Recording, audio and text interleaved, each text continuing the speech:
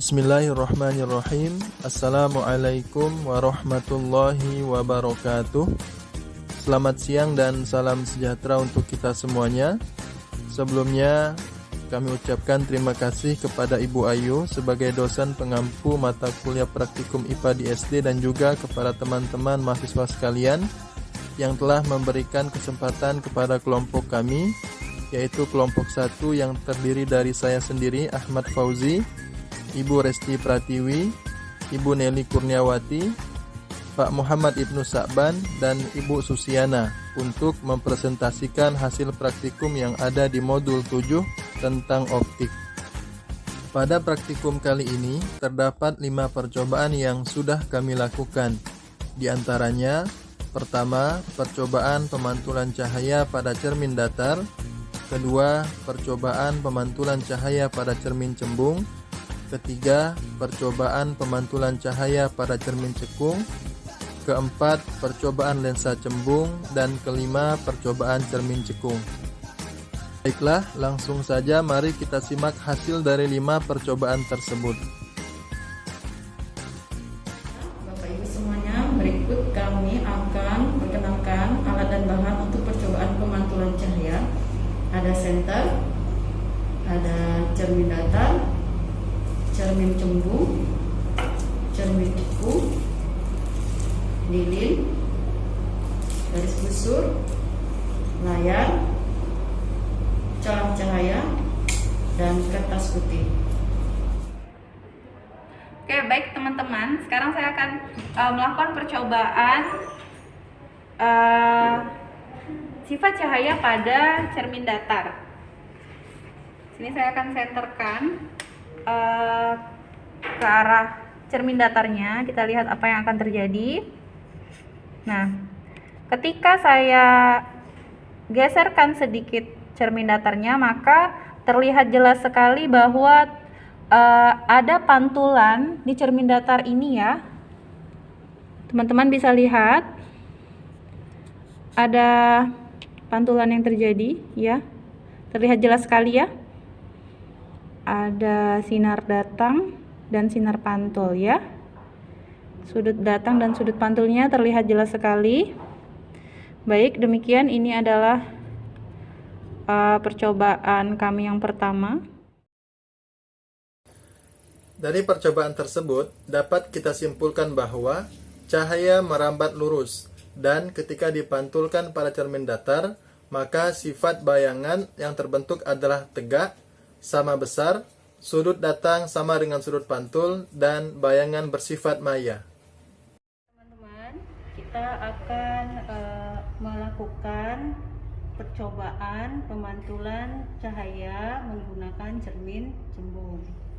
Baik, kita mulai ya. Kita hidupkan dulu lilinnya. Apa yang akan terjadi di saat kita mendekatkan cermin cembung ini dengan lilin, dan apa yang akan terjadi ketika kita menjauhkan cermin cembung ini dari lilin? Kita coba. Saat didekatkan, ternyata ketika dijauhkan, nah dari hasil pemantulan cahaya melalui cermin cembung ini tetap menghasilkan pemantulan cahaya, namun cahaya yang dihasilkan adalah semu atau maya. Dari percobaan tersebut didapati hasil bahwa bayangan yang terbentuk bersifat tegak, maya, dan diperkecil. Oke teman-teman, kali ini kita akan coba pemantulan cahaya pada cermin cekung. Jadi kita hidupkan terlebih dahulu lilinnya sebagai sumber cahaya. Kemudian kita lihat, tunggu dulu. Kemudian ini ada cermin cekungnya, kita lihat pantulannya. Nah, kalau kita dekatkan, nah, maka pantulannya seperti ini, yaitu semu dan besar ya. Kemudian kalau kita jauhkan, nah bayangannya berubah menjadi nyata namun terbalik. Nah, sekian percobaan pemantulan cahaya pada cermin cekung. Dari percobaan tersebut, didapati hasil bahwa sifat bayangan ditentukan dari jarak benda yang diletakkan di depan cermin cekung.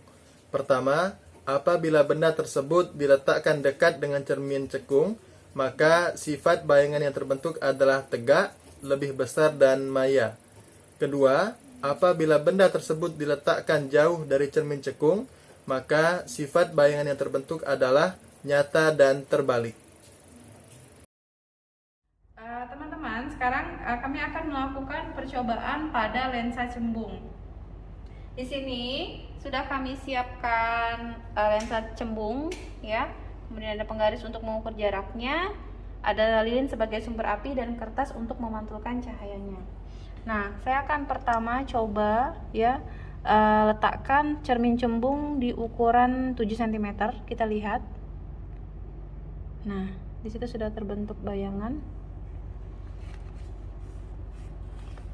Nah, oke, kita lihat kira-kira.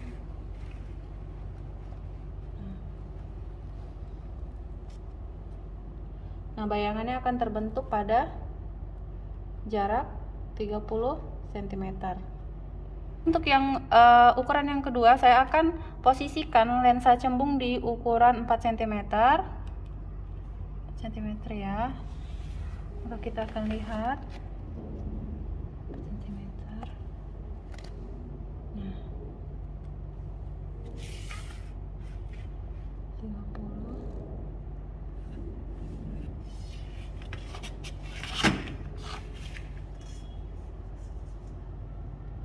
Berapa senti?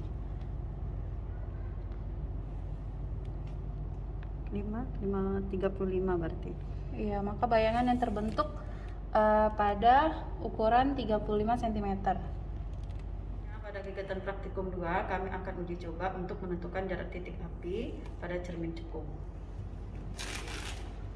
Saya akan coba pada variasi 6 cm ya. Nah, pada 6 cm ya jaraknya yang saya pada jarak pada bendanya yang pertama dengan 20 cm. Baik. Kemudian berikutnya saya variasi berikutnya dengan jarak 10 cm dengan jarak bendanya 30 cm.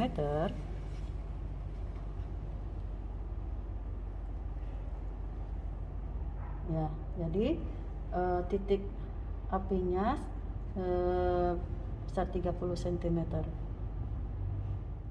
Oke. Pada percobaan keempat dan kelima, dapat kita simpulkan bahwa titik fokus pada lensa cembung pada dasarnya sama dengan pada cermin cekung karena memiliki nilai positif. Semakin dekat jarak benda, maka akan semakin jauh jarak bayangan benda. Dan sebaliknya, semakin jauh jarak benda, maka akan semakin dekat jarak bayangan benda tersebut. Alhamdulillah, sekian presentasi dari kelompok kami. Terima kasih kepada teman-teman atas penyampaiannya. Selanjutnya, kita akan masuk ke sesi pertanyaan.